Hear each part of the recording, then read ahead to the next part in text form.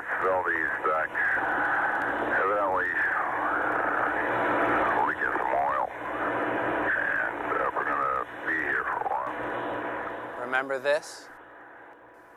On March 24, 1989, the Exxon Valdez oil tanker crashed off the coast of Alaska, spilling approximately 260,000 barrels of crude oil into Prince William Sound.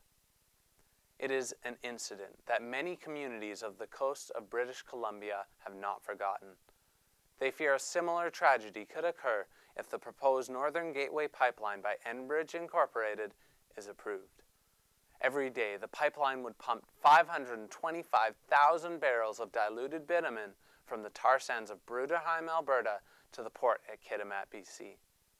There, the crude oil would be shipped off to China in supertankers. According to a report by the Pembina Institute, some of these supertankers would be capable of carrying up to 8 times the amount of oil that was spilled in Exxon Valdez. According to some scientists, tanker traffic is more cause for concern than the pipeline itself. There are pipelines built all the time, and you do hear occasionally about one failing. Like I say, you can't totally eliminate the risk, but the biggie in my mind is just the tanker traffic, and ensuring that we don't have an Exxon Valdez, on our coast, because that would be catastrophic.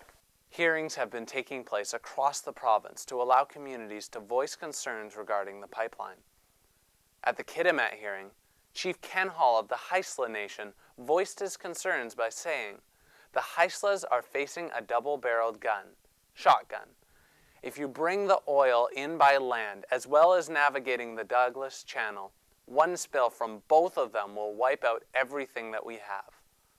For Edna Nice of the Nisga'a Nation, this statement hits home. Her mother still lives on the Nass River. One tanker spill could destroy the surrounding ecosystem and her nation's entire way of life. When I go home to visit my mom, you can hear the Nass River flowing by.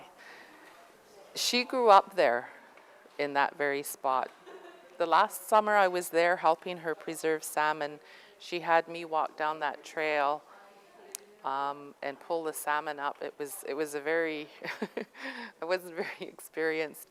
But as I was pulling the salmon up the trail and I got to the top and we sat and we were talking when we were taking a break, she said her uncle's doing the same thing when she was a little girl.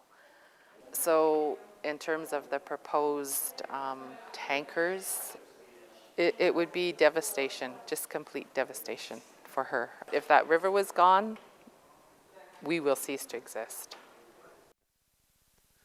Despite these environmental concerns, the projected economic benefits provide vast incentive to push the project through. Transport Canada recently approved tankers to transport oil from the ports in Kitimat to Asian markets.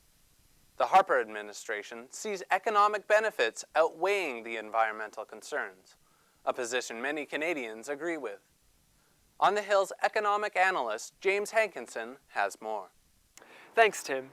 Enbridge projects the pipeline will provide 560 new jobs in Alberta and British Columbia and 3,000 temporary jobs during its construction. This, in complement with other variables, has industry predicting a $270 billion increase to the Canadian economy over the next 30 years. However, some economists of the pipeline are skeptical, stating it will reduce GDP, increase unemployment, and put downward pressure on personal incomes, as it will induce a $2 to $3 per barrel increase in the price of oil for Canadians. The Dutch disease has often been cited regarding pipeline skepticism. This refers to an increase in the exploitation of natural resources, which, through foreign direct investments and insistence in the industry, drives up currency values. This causes a downward turn in the manufacturing sector as their goods become less marketable. It is feared, with the construction of the pipeline, this will happen to the Canadian economy. Thanks, Tim. Back to you.